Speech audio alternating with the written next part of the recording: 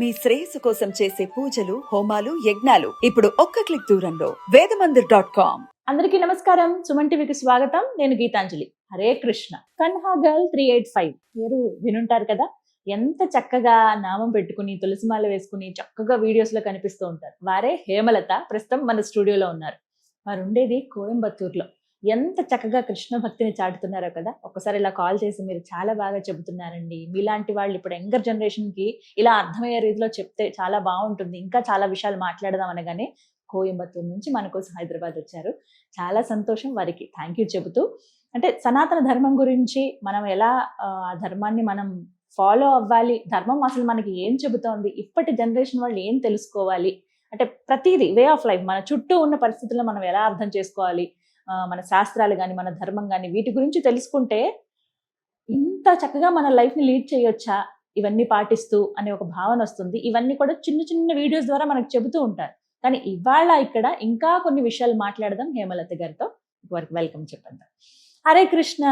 హరే కృష్ణ. హేమలత, పాండవులకు శ్రీకృష్ణ భగవాన్ వారు చెప్పినటువంటి 888 ఫార్ములా ఒకటి చెప్తూ ఉంటారు కదా, అది ఏంటి అసలు, అది మన లైఫ్ లో ఎలా ఉపయోగపడుతుంది? కృష్ణ చెప్పిన ఫిలాసఫీ మన లైఫ్ లో ఎలా యూజ్ అవుతుంది అంటే 8 అవర్స్ లా మనం స్ప్లిట్ చేసుకోవాలన్నమాట. 8 అవర్స్ విశ్రాంతి తీసుకోవడానికి, అంటే మన బాడీ రెస్ట్ తీసుకోవడానికి. 8 అవర్స్ వర్క్, డ్యూటీ, కర్మ, అది ఎవరు ఏ వర్క్ అయినా వాళ్ళకి సంబంధించిన వర్క్ చేసుకోవడానికి. 8 అవర్స్ ఏంటి అంటే మనం ధర్మ నేర్చుకోవడానికి, ఫిలాసఫీని ఏంటి అనేది తెలుసుకోవడానికి ఉపయోగించాలి అని చెప్పి. 8 అవర్స్ మనం రెస్ట్ లోకి తీసుకుని మనం ఎలాగో నిద్రపోతాం, 7 to 8 అవర్స్ అనేది నిద్రపోతాం, అంటే అది మన బాడీకి రెస్ట్. 8 అవర్స్ మన డ్యూటీ, అది మన ఏ వర్క్ అయినా సరే చేసుకోవడానికి అనమాట. మన ఏదైనా సరే ధర్మంగా చేయాలి. ధర్మంగా చేయాలి అనేది ఎలా తెలుస్తుంది, మనం 8 అవర్స్ ఇంప్లిమెంట్ చేసుకోవాలన్నమాట. అంటే మన డేలో 8 అవర్స్, లేదా ఇప్పుడు అంత ఇవ్వట్లేదు, 10 అవర్సే వర్క్ ప్రెషర్ అయిపోతుంది.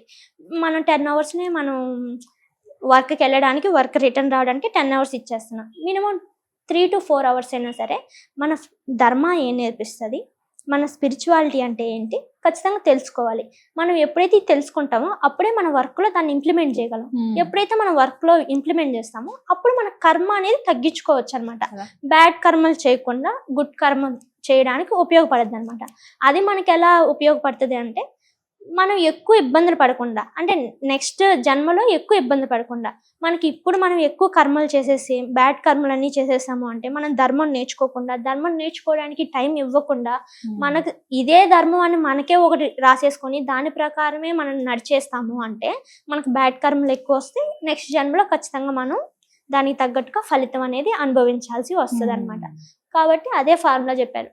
నువ్వు 8 అవర్స్ రెస్ట్ తీసుకో, నువ్వు 8 అవర్స్ నువ్వు ధర్మంగా నీ పని చేసుకో, ఏదైతే నీ వర్క్ ఉందో ఆ వర్క్ చేసుకో. ఆ వర్క్ నువ్వు చెయ్యాలి అంటే నీ ధర్మం అంటే ఏంటో తెలుసుకోవాలి, కాబట్టి దానికి 8 అవర్స్ పెట్టు టైము. దాంట్లో నీ ధర్మం ఏంటో నేర్చుకోవాలి. అప్పుడు ధర్మం నేర్పించడానికి కృష్ణ ఉన్నారు. ఇప్పుడు లేరు కాబట్టి మన కోసం ఎన్నో పురాణాలు, ఎంతమందో ఋషుల్ని, ఎంతమందో గురువుల్ని, ప్రణవానంద ప్రభుజీ లాంటి గురువులను ఎంతమందో మనకు పంపించారు ఇది ధర్మం అని చెప్పి నేర్చుకోవడానికి.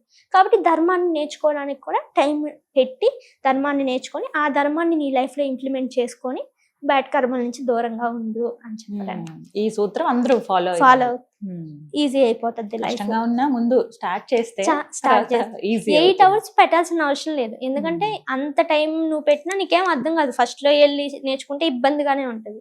ఎప్పుడైనా సరే స్టార్ట్ చేయాలి అనుకుంటే అది ఏదైనా సరే చిన్నగా స్టార్ట్ చేయాలి. బిజినెస్ స్టార్ట్ చేయాలనుకున్నా, లేదా నువ్వు ఏదైనా ఒకటి మంచి వేలో వెళ్ళాలి అనుకున్నా స్టెప్ అనేది చిన్నగా వేయాలి. స్ట్రాంగ్ మైండ్ సెట్ తో ఉండాలి.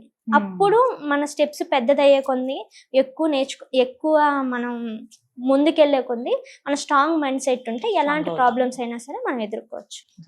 ఇది ఒక మంచి awareness. Thank you so much Hemalatha. అంటే మీరు చెప్తుంటే ఇంకా వినాలనే ఉంది, బట్ అంత దూరం నుంచి రావటం, ఇంత టైం స్పెండ్ చేయడం, చాలా విషయాలు ఇంకా అందరికి తెలియనివి, ఇప్పటి జనరేషన్ కి అవసరమయ్యే విషయాలన్నీ కూడా మీ నుంచి ఎక్స్పెక్ట్ చేస్తున్నాను. Thank you so much. Hare Krishna. Hare Krishna.